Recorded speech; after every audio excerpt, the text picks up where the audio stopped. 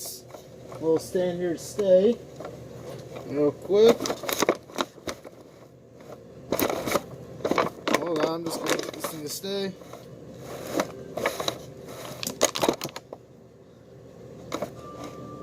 There we go. Alright, this is part 2 of the STHil 180C MS 180C chainsaw. So, earlier today, before I went out and started using the Poland, after I let it sit overnight to air out with the sparkler here off, I decided to just try and spray some of this carb cleaner down the carburetor with the throttle wide open.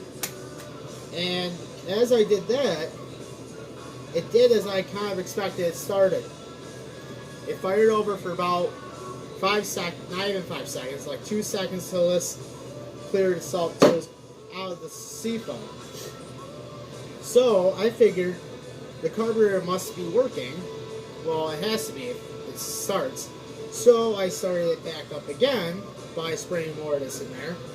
And I feathered the throttle, and finally I just put it on choke, half choke, with this seafoam in there, and I kept spraying it to keep it going. The longest I got to stay running was 10 seconds at the most, and then it just started flying itself out. So, with that, I started looking at other causes as to why this isn't wanting to get gas, and first thing I checked, hose for the fuel line. And I don't know if you can see this here, but right there, the green right there, that was crimped in 2 spots. When I put it in there, I crimped it, my fault. I took the entire thing back apart, took this entire piece off, the ripcord, took the gas tank out, poured all the gas out, and while I had this apart, I put the fuel filter on. So it has a fuel filter, which makes me a lot less concerned. And now that I know the thing starts, which I kind of said that it would, I'm looking forward to getting this put back together real quick and getting it fired up. So, I haven't had this thing running on its own. I had to choke it and everything. I had to kind of give it some encouragement with the seafoam to get running, and it ran, and then, as I said, died. Which was kind of expected because it only runs whatever is in there. It's by the time I figured I put gas in there, it was flooded, so I just kind of let it air out, and I'm going to take the spark plug off while I'm here, pull it probably 10 times just to totally clear it out. And before I put the cover back on, I'm going to spray just a tad of seafoam in there just to help encourage it to start. But I'm actually going to wait to do that until after I have tried starting it on its own with normal instructions. Now, as I said, I don't work on STHILs, but the entire hose being crimped, like it's kind of like when you think about it, it's just like a hose, like a garden hose. When you crimp it, the water doesn't come out very well. In this case, it was crimped in 2 spots, and the gas wasn't flowing through. It wasn't able to get that suction. So that's totally on me. It's nothing to do with the saw. That's just me putting it in poorly, because I was kind of in a, not a rush, but I was kind of wanting to get this thing going, so I was kind of excited to see if it was starting. I just kind of put it back together relatively quickly without taking the correct amount of time and effort to make sure everything was correct on it. So, lesson learned. Oh, the bar. The bar is still good. I am honestly surprised. I happened to stop by that woman's house because she said that before I left, that she had an extra chain, but she couldn't find it at that time. So she said stop back in a couple of days, and I just happened to be driving by. Figured I'd just knock on her doors because she never gave me a phone number to call, so I figured I'd just knock on her door, ask. And while I was in there, she did find the extra chain, so I do have an extra chain, which they're both completely sharp, so I'm hoping that if I get this thing running, I can use it to cut, and then eventually sell it. But I asked her if she had any problems with the chain, and she said like I think I mentioned this yesterday, or on my last video, that it was kind of bogged down. I thought that might be why. And I'm going to go ahead and show you. All I did was I put some bar oil on there, put it back together, and just kept turning it until it got really nice and loose.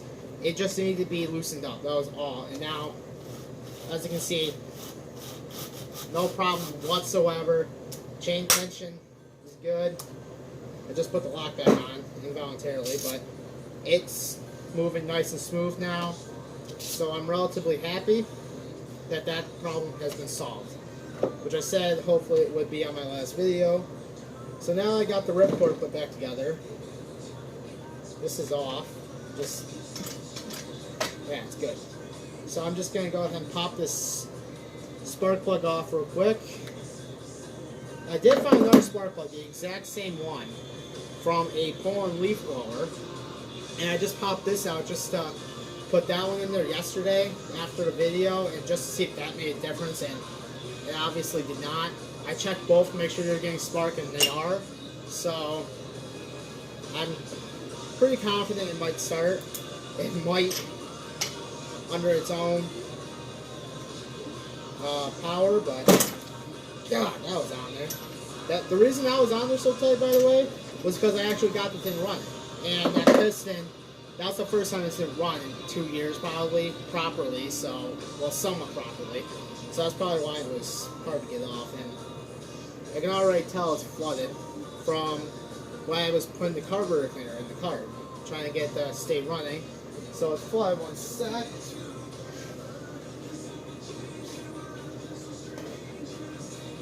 So it did flood. That's why it kind of stopped on me, even though I was trying to feather the throttle with carbon there, it did flood.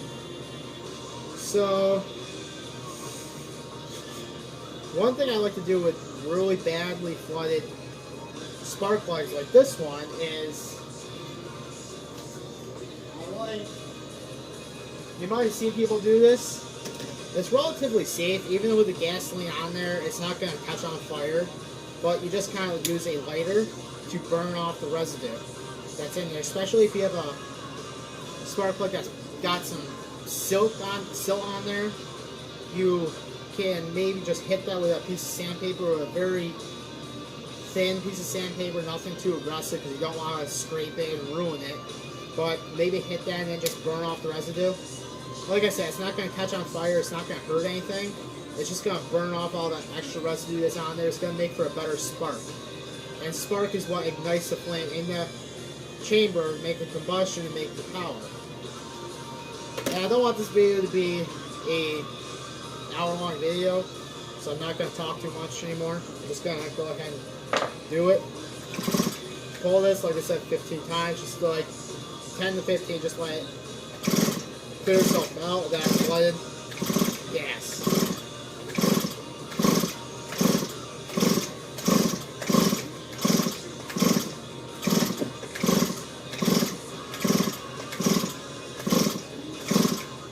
Another thing, always wear safety glasses when you're doing something like this, because gas can spurt out. You don't know what can happen.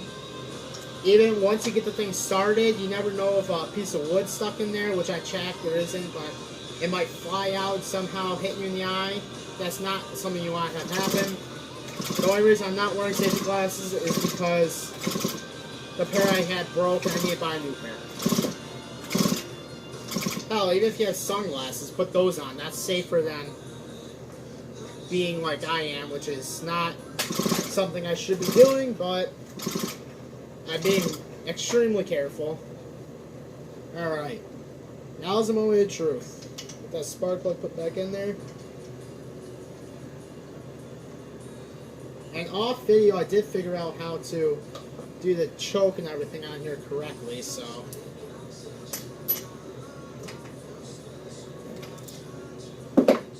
Alright. Considering it was flooded, I'm only going to put it on half choke. And see if that does anything, which I just realized there's no gas in it, because I did have to pour the gas out to take the tank apart. So let me grab the gas can.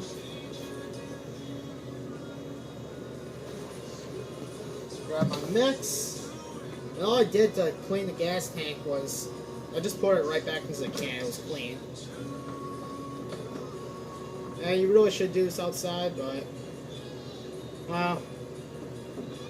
be careful.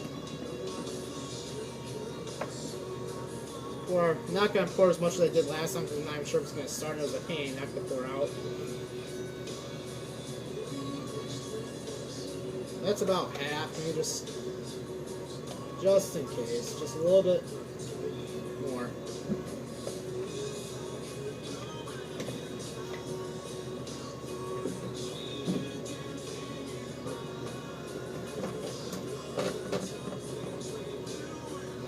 Gonna go ahead and put this outside real quick.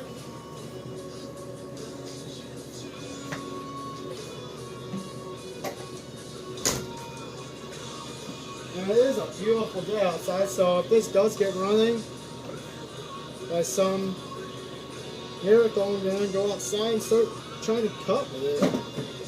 Cut's good. Have it up for sale. Move this out of the way. Oh, that's dripping some gas, isn't it? I wonder where that was dripping from. Oh, that's not good. There was some gas dripping there. Huh. I guess it was just excess that poured over. Keep an eye on that. Yeah, it's not dripping now. Alright. So let's get the choke put on. Half choke, and got gas, so let's just hope that it starts.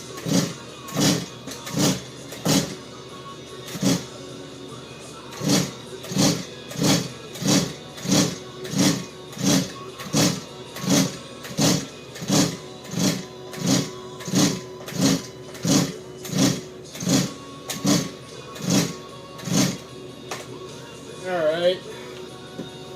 I was kind of hoping I wouldn't have to try this, but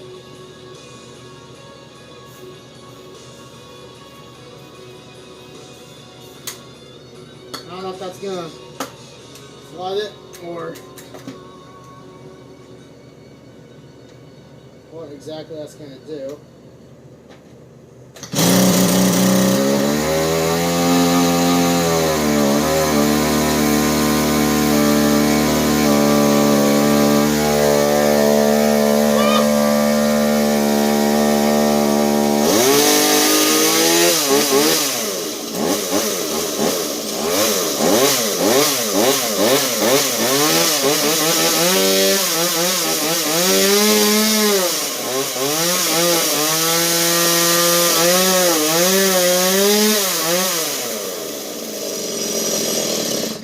Oh, it won't idle. Sorry about the smoke, guys. Woo! It starts. Alright, let's see if I put it on half choke. Come on, I can't move, bud. What? Go! Go!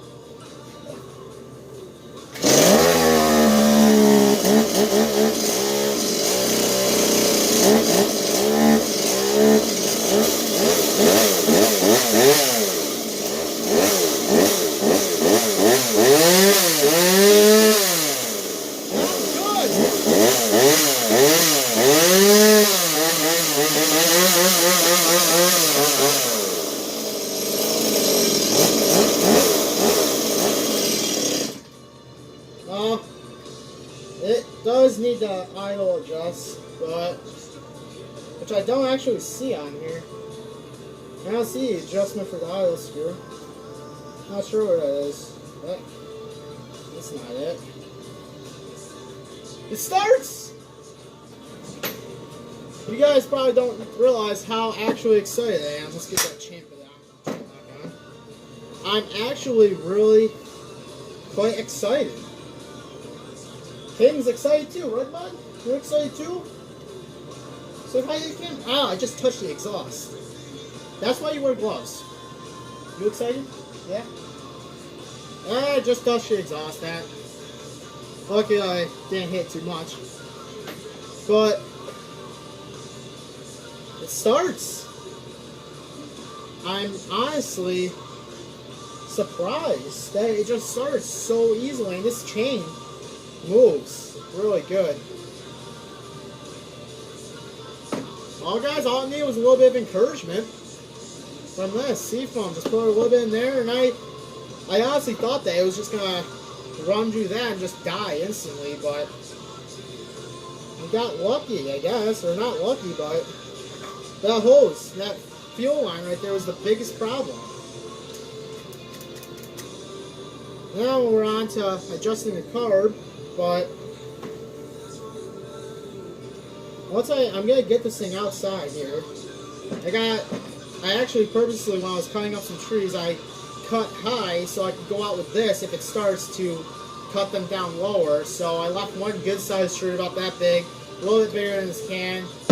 This chain is relatively sharp, so I'm going to go out there, and I know the carb needs to be adjusted, but I'm just going to see how well it cuts before I touch the carb, because right now it's running at full throttle really well, as you heard.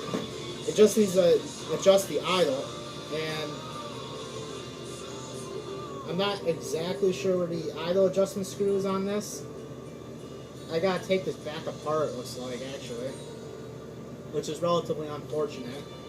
I thought there'd be an easier way of doing that, but there's not, I guess. But unless there's just a way I don't know of adjusting it, maybe somebody can leave in the comments how to adjust it. But she starts.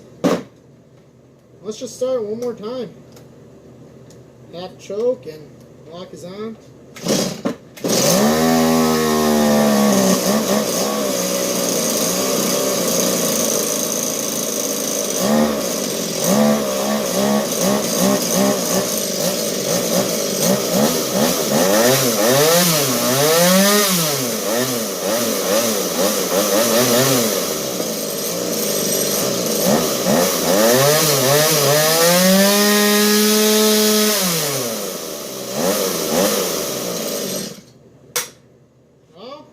She's smoking from all the carb cleaner that's in there.